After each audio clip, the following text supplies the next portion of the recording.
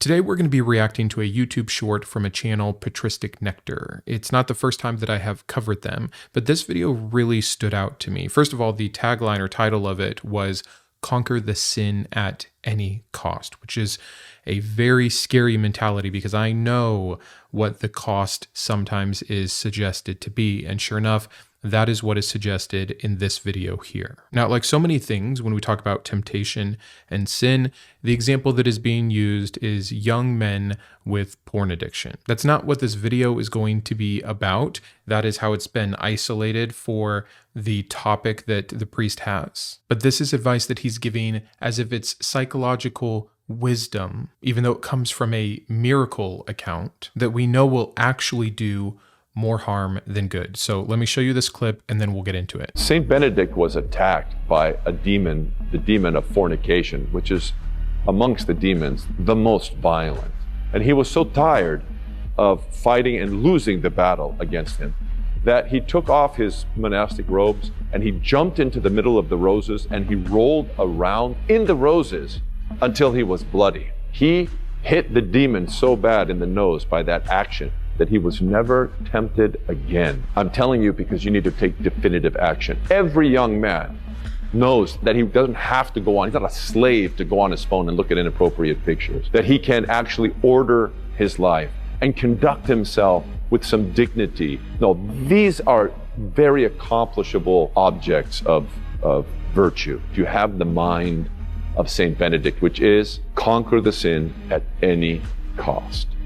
This is such a perfect snapshot of the typical Christian sexual imagination. Normal, bodily, physical desire becomes demonic invasion. Our own bodies become our enemies. Our own pain becomes our purification. That our normal bodily functions and desires are so evil that we must throw ourselves naked into the thorns. That is what is admirable. Imagine hearing this in any other context. A young man has a sexual thought about a woman. He can't handle it, so he strips naked and proceeds to torture himself physically until he sits there satisfied, no longer fixating on his sexual urges. And the moral of that would be like him. This is like everything that's wrong with religion, that we have to make it a spiritual warfare and thus not give it the actual medical or biological or psychological attention that it requires. We have the data. People that feel that their porn use is a problem and want to get better succeed at a much higher rate by certain kinds of therapy or having certain kinds of restrictions or accountability. It does not get better by wishing it away, which is what prayer is. And if the only other option to you, since the prayer doesn't work, is to start physically harming yourself so that you can avoid it, this is not healthy behavior. And again, it is abusive to suggest that it is. So here's what I want to do before we talk about this further. I want to give you the backstory, a little bit more information on this account of Saint Benedict. It comes to us from Gregory the Great, from Book 2 of his Dialogues, which is pretty much where we get the biography of Saint Benedict. So again, I know that the person we're reacting to just repeats this account as if it's absolute verified fact, and one that is a fact that is applicable for all and a teaching that can come from this. But this is, in reality, a legend. This book is filled with miracle stories and broken objects being healed or put back together spiritually, supernaturally, poison cups shattered by the sign of the cross, clairvoyance, demons, prophetic visions. Like, I know that many of us who have come from the Christian religion and tradition have our own set of magical books, and this is just kind of added on with the Eastern Orthodox tradition, and that might feel foreign to Christians that only look at their 66 Protestant books and don't put too much stock into the lives of the saints or anything like this. But again, for him, this is just as real as when you read Matthew. But it's not lost on me that in the same book where he is giving advice to teens in the year 2026 on how to abstain from sexual immorality in the world of technology, he is pulling it from this ancient, legendary account where this same individual, Saint Benedict, can read the hidden thoughts of these monastic monks and is reviving crushed boys and all kinds of other events. Like, it's just too funny to me, too sad that we can't say, you know what, this clearly is not applicable to our psychologically helping someone work through the natural desires of their body. But here's the account. He's just sitting back, and this weird, strange little blackbird flies in front of his face. Because of all the Christian superstition, which I mentioned here, he sees this as some kind of a demon bird. He made the sign of the cross and it flew off, confirming his suspicion that this bird was indeed demonic. And immediately following that, when the bird left because of the power of Christ compelling it to, he got an overwhelming sexual urge tied to the memory of a woman that he had seen before. He became so overconsumed with desire that he thought about leaving the wilderness entirely. But as he's having this drastic thought about what he's going to go do, he sees a nearby patch of briars and nettles. Now, I know that thorn bush sounds better, and there's actually this really interesting evolution to the story where it gets turned into the thorns of a rose to give it this more poetic appeal, and it gets kind of put into stone with Francis of Assisi. But the story didn't start that way. So anyways, briars and nettles naked. And shocking, oh my gosh, he wasn't horny anymore. I think nettles to the privates will do that, but supposedly the effect lasted, and he was never tempted sexually again. When Gregory writes this, he also attributes a verse from Numbers where he's kind of making the connection about how young men who are filled with passion can only serve, but not till a certain age can you become a spiritual teacher, because apparently the effects of the libido go down into older age. And when those natural desires are less, somehow you can be more holy. Again, it is just superstition, seeing sex as bad as evil, the very desire that got all of us here in the first place, attributing it to demonic forces because it's such a strong urge. And since you have no actual scientific understanding to frame this under, something this powerful must be, if it's evil, from the devil. It's ignorance at the end of the day. This is just a weird worldview that is quite literally based off of ancient superstition. What is holy? What is clean? What makes you dirty? What is filthy? What kind of sin is worse? How it affects your soul. I've heard the same priest use the term, instead of masturbation, that young men are abusing themselves. So all the improper framing, all the fear and shame attached to it. That, yeah, when you have someone like Saint Benedict that is seeing this as soul devouring and doesn't have a healthy construct for what is actually occurring in his body, even if we believed the legend to be true, that he strips and throws himself into this physical torment, that's an extreme reaction. That's an unhealthy thing to do. This is a lack of information. This is when religion and superstition run your mind. This is anything other than good advice that this priest should be handing down to conquer the sin at any cost. Again, even leaving it that vague. I always love this weird dichotomy from different Christians. Sometimes I'll talk about that verse where Jesus is warning of what he and his Father will do to you in hell, and to fear the person that can throw you into hell after they've killed you, again referring to God, and how that it would be better to enter heaven with one less eye or one less hand than to burn in hell intact. And Christians will say, oh, it's hyperbole. Obviously God would never expect you to self-mutilate or be so drastic. I guess they forgot about circumcision in the first place. And yeah, this God absolutely has expected you to be drastic.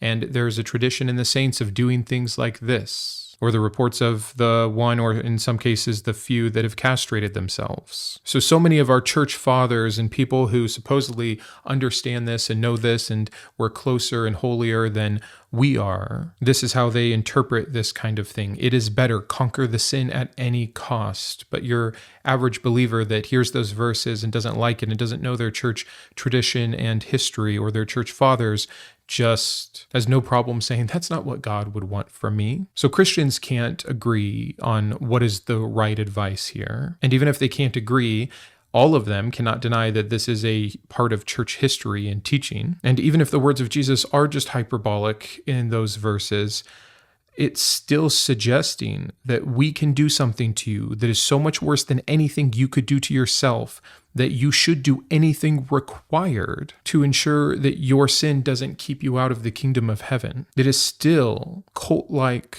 religious thinking about a singular goal, perfect pleasure, and avoiding perfect torment, with stakes so high that nothing else can matter. And there might even be Christians who say, you know what? I hear what you're saying, and it does sound drastic, and people definitely have and can abuse it, but it's still erring on the right side. Because the fact is, Brandon, hell is real, it does exist, and going there is the worst thing that could happen. And even if it is meant to be hyperbolic, you know what? It probably would be better for some young person who would otherwise stray away from their God because of sexual sin to cut off their member. That makes sense to the Christian in the hierarchy, right? Like if you have eternal torture on the line versus eternal paradise, what is 50 years without a penis? The math is simple, the logic is clear, assuming that were true. And so again, even the Christians that don't like promoting it because it sounds so bad, their own belief system backs up this kind of drastic action. But I see two much more common things happening here, which is that this God doesn't exist, this religion isn't true, and so this is not only drastic and harmful, but completely unnecessary and avoidable, and that is the position that I take. Or second, if you wanted to hold on to your religion and try to defend all of this, you'd then have to start answering for either, as always, an inept or an evil God who would allow such temptation. And your own Bible doesn't even give that in this particular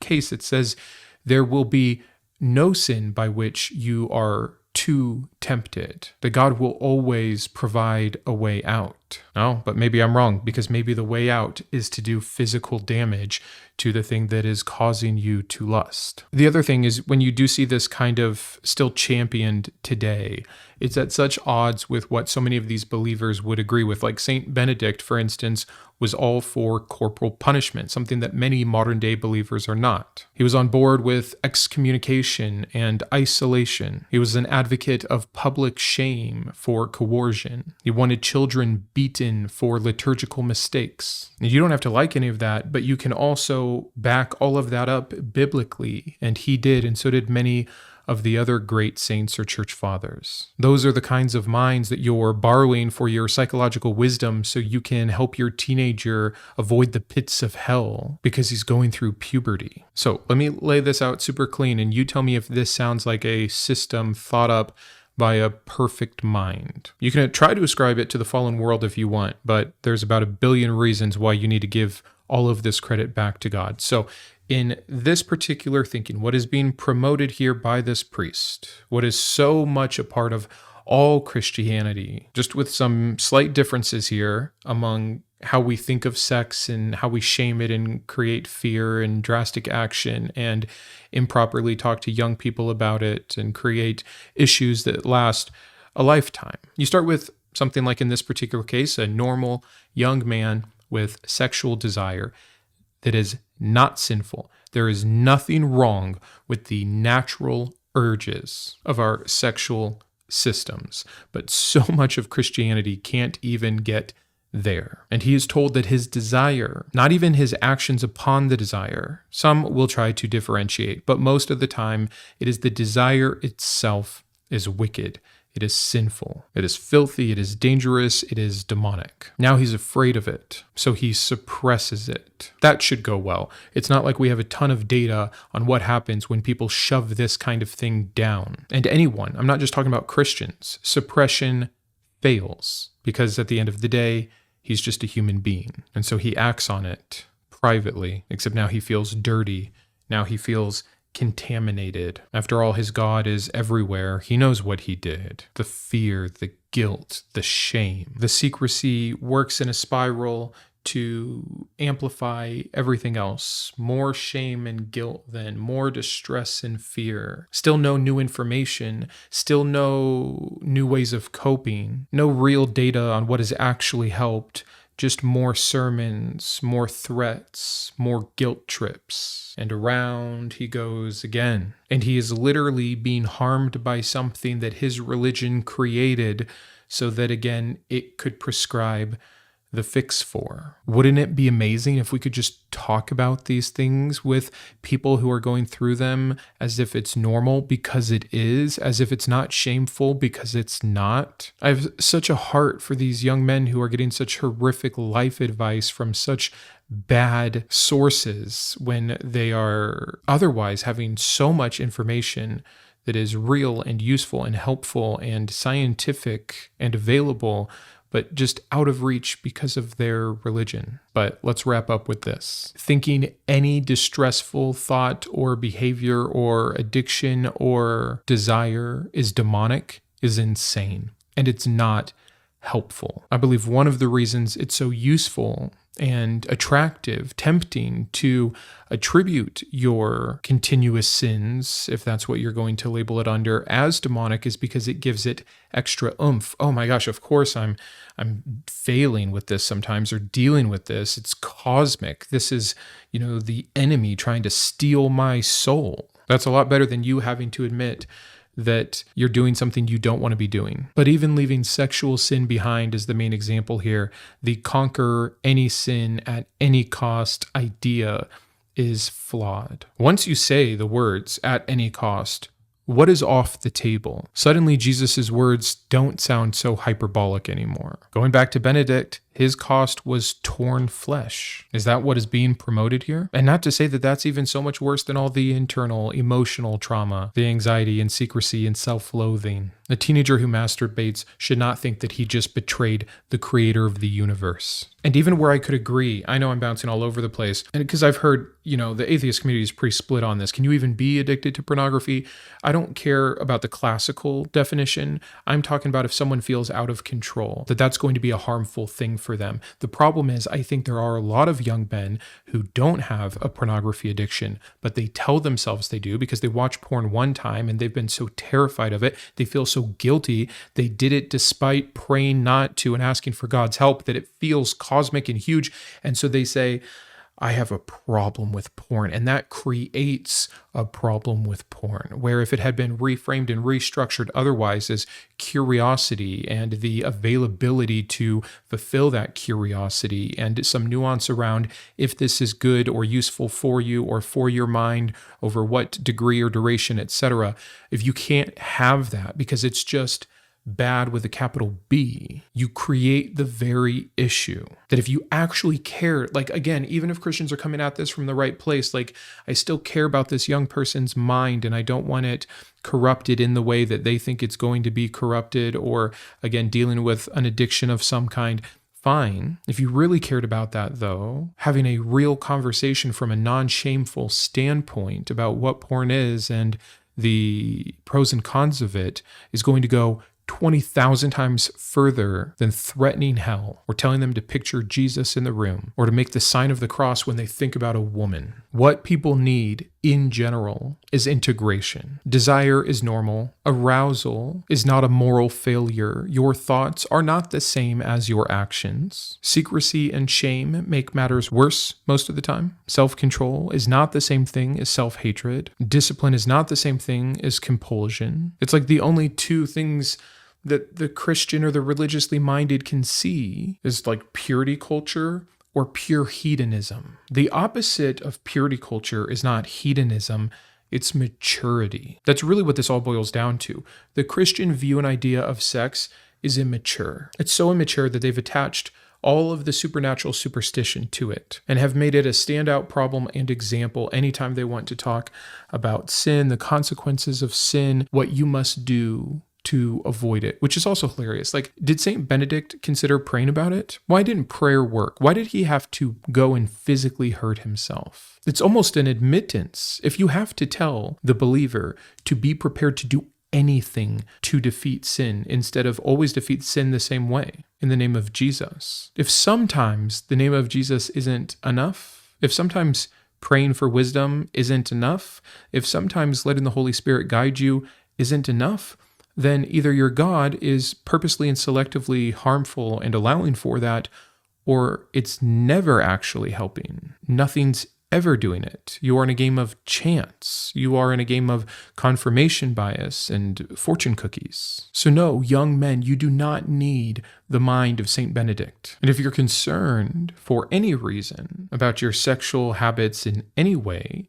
talk to real professionals, not people reading legends from centuries ago of Christian superstition that we psychologically know will only make things worse. It's amazing how fast, when you start looking outside of the church or outside of your priest or pastor or outside of your small group for actual mental health help, things will positively start to change. Because believe it or not, more prayer and more shame have never fixed anything. Thank you to my top tiers of support: my Iconoclast, Anne, Boris, Chris, Greysteel, Gnarlywill, Grant, GVI, Jimmy, Joe, Kitboga, Matthew, Perry, and Shawn. My Humanist heroes: Chris, Craig, James, Jarrod, Kristi. My Atheist advocates: Aquitar, Caleb, Dakota, Dan, Drew, Jeff, Jeffrey, Jeremy, Jugs, Julie, Malcom, Paul, Rege, Sparky, and Thomas, as well as all of my secular scholar patrons. If you enjoy Mindshift, would you consider joining these fine people? Thanks, and have a great day.